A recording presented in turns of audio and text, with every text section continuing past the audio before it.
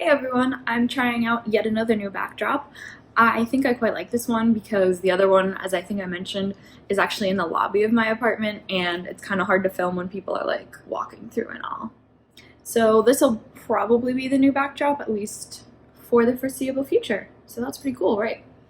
Anyway, today's video is going to be about my Dungeons & Dragons characters because I'm a nerd and I want to talk about it. So if you are someone who is currently playing in a campaign with me, I would request that you skip over the part of that character of the campaign that I'm in with you, because I'm going to be telling you, the audience, all about their backstory, and I like to keep secrets. So I will insert a time card that says where each character's little bit, I guess, is, so you can skip over it.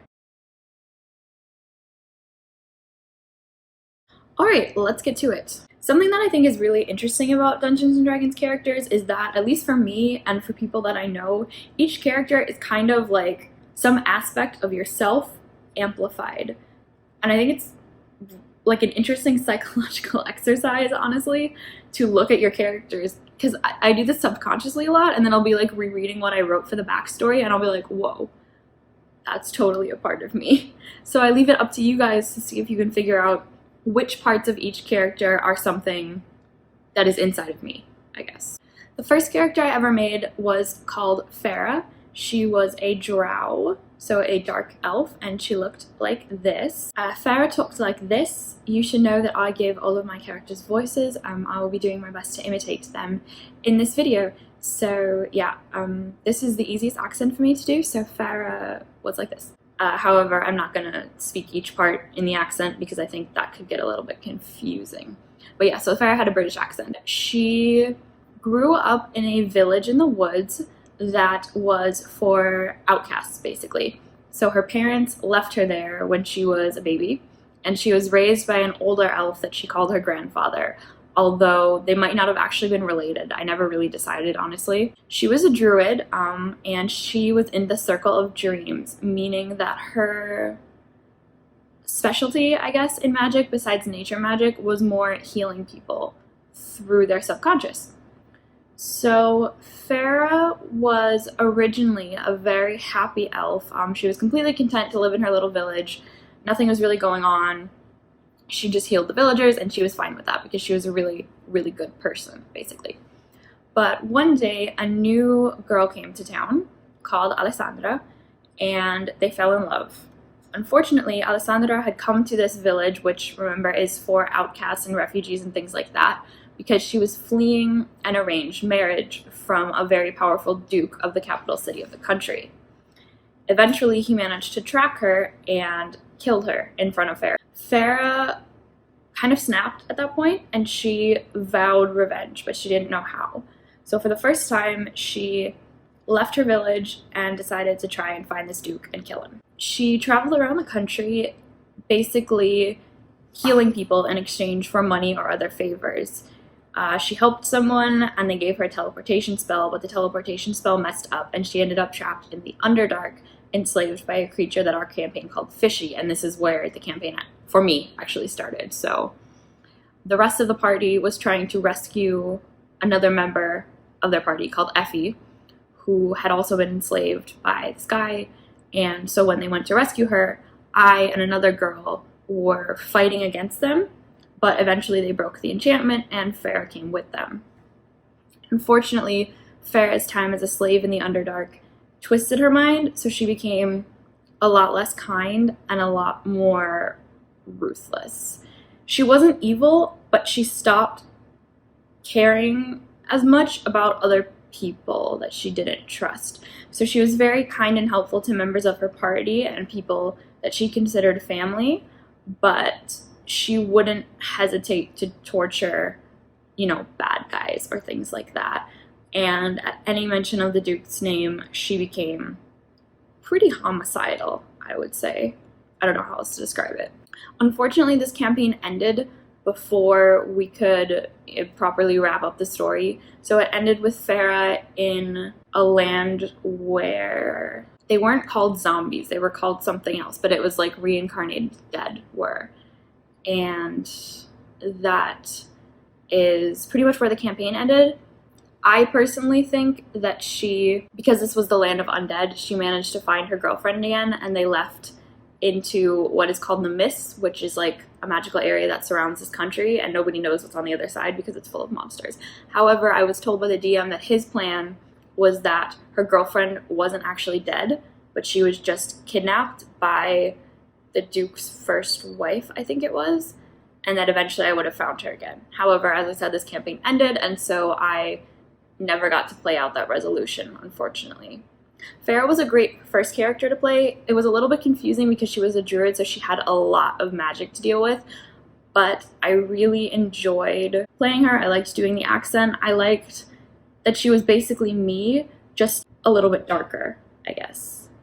And I liked her a lot. I have a soft spot for her because she was my first character. Her alignment started out as, I believe, lawful good, but it veered very quickly into chaotic good or even chaotic neutral. For a long time, I was only in one campaign playing Farah, but as my love for D&D grew, so did my want to play in other campaigns.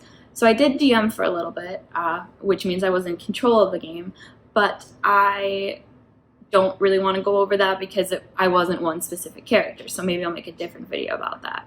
Anyway, I was in a Portuguese class last semester, and this guy and I ended up talking a lot about our D&D campaigns, and so eventually he invited me to join his, and that is where our next character comes in.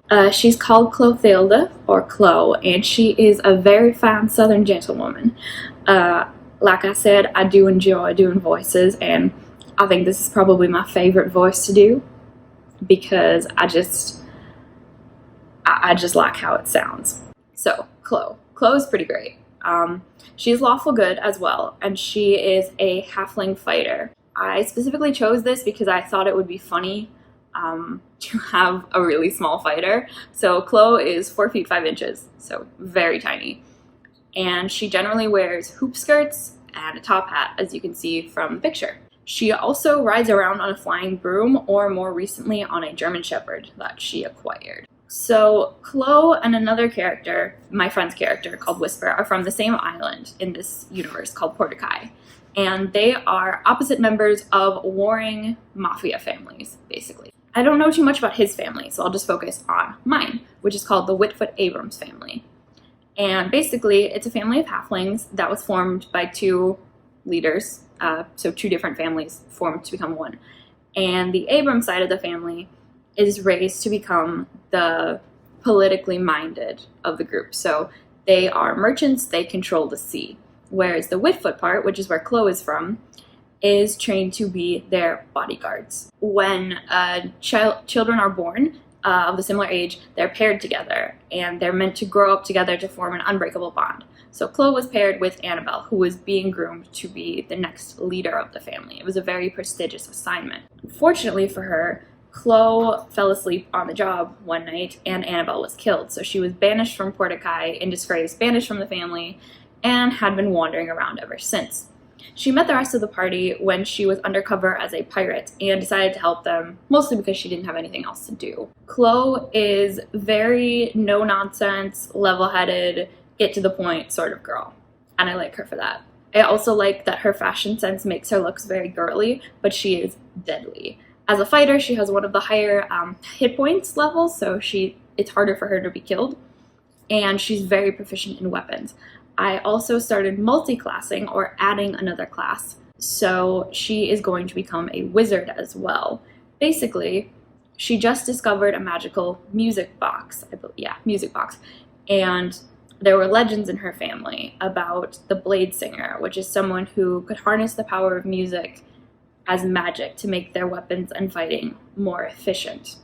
So she did that, and she doesn't really know what's going on right now because this just started. She just knows that she was attacked, and suddenly she was surrounded by a shield of energy, and as of right now, she thinks one of the magic users in our party helped her with that, but that's not the case. Besides that, Chloe has a phobia of feathers because she was actually tortured for her bodyguard training with feathers. This has never been encountered or brought up, but if it ever is, I look forward to making her freak out. My next character is from the same group of people as my first campaign, but it's just a new campaign. And so this is a land beyond the mists that I mentioned. And this character is called Sorrow Callista, and she is a tiefling warlock. I have a soft spot for Sorrow. She's a lawful evil character, and she's very conflicted, I guess. She's not a good person, and she knows it. Sorrow really, really wants to be liked by everyone. She made a deal with a fiend called, okay, this name I have only read in German, but I think, what is it? I think in English it's Mephistopheles? Trickster. I always get these confused in Dungeons & Dragons because there's devils and there's demons. I'm pretty sure he's a demon, but I could be wrong, so don't quote me on that. Anyway, she made a deal with him for power, and what Sorrow's party members don't know is that even though she is hailed as one of the best magic users in the country, she is actually, until the campaign started, never been in an actual fight. Her patron would send his minions to fight her so that she would look good. This is actually played out really well because unintentionally, Sorrow has gotten to 0 hit points in every single battle that we face, which means she passed out and comes close to death. Every single time.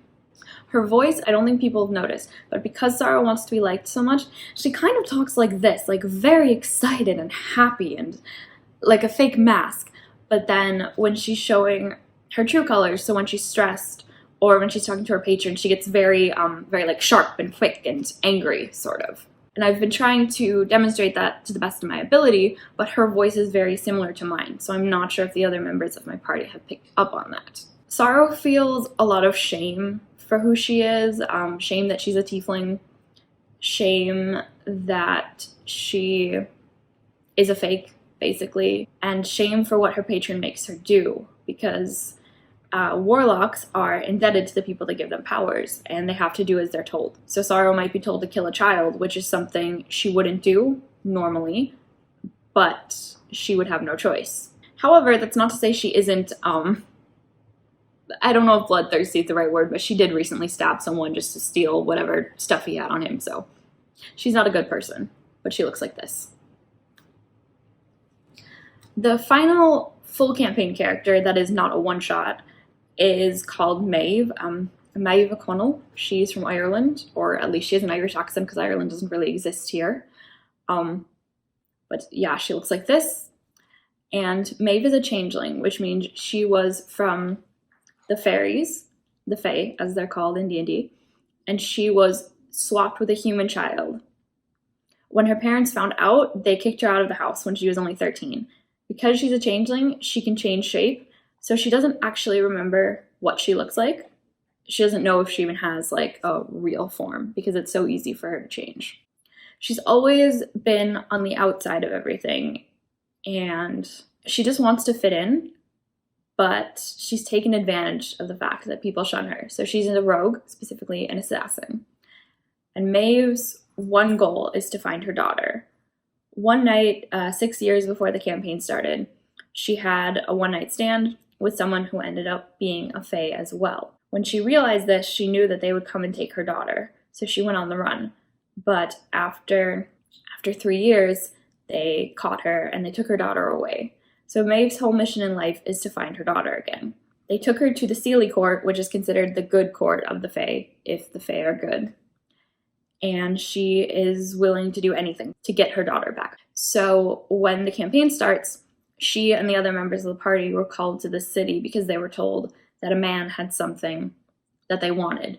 And for Maeve, it was a dagger that would point the way to the thing she wanted the most, which was her daughter.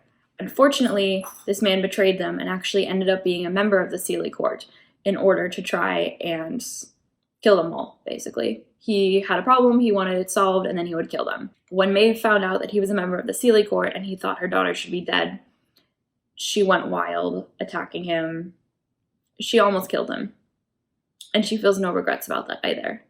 I do have plans in the future, if necessary, to multi-class her as a warlock with a member of the Unseelie Court, because although Maeve doesn't trust the Fae, as I said, she would do anything to get her daughter back. Now that I've talked a bit about my main characters that I either have played or am playing now, I will just quickly go through one-shot characters.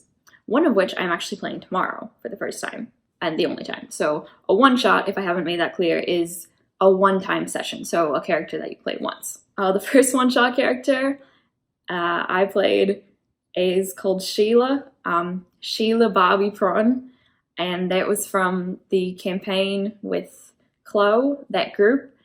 Basically, not enough people showed up, so we ended up doing a one-shot. She looks like this from a wrestling figurine, and she was just a really, really bad rogue. She was meant to be a survivalist. The campaign was absolutely, not campaign, I'm sorry. The one-shot was absolutely nuts. She was an ex-stripper who really wanted a boob job. I don't know what to tell you. There were puppies. It was a weird campaign, a weird one-shot, but it was funny. Finally, the other one-shot character I will be playing tomorrow is called Elodie. She looks like this. She has a French accent. I'm very sorry if this accent is shit. I have no idea. I'm trying. So yeah, I do my best with accents. Anyway, Elodie, like Maeve, is also a changeling. She is a wizard and she performs, so she basically does magic shows in order to make money because all she wants to do is study magic. Like Maeve, she's an outcast of society, but she's kind of let that harden her. I would say she, like Maeve, is chaotic neutral. She doesn't really care about other people or other things. She just wants to learn more magic because she thinks it's interesting. I don't really know what the one-shot is going to be. I think it's that we're at a party and someone gets kidnapped and we have to try and find them. But I will let you know how it goes because I'm really excited to play her because she looks like this, okay? And I just think it's going to be a ball. Those are all of my Dungeons & Dragons characters. I hope this was an interesting insight into how I am, as well as maybe piqued your curiosity for the game because I love talking about it and I love playing it. Anyway, I hope you guys are having a great day, week, whatever, and I will see you next week. Bye!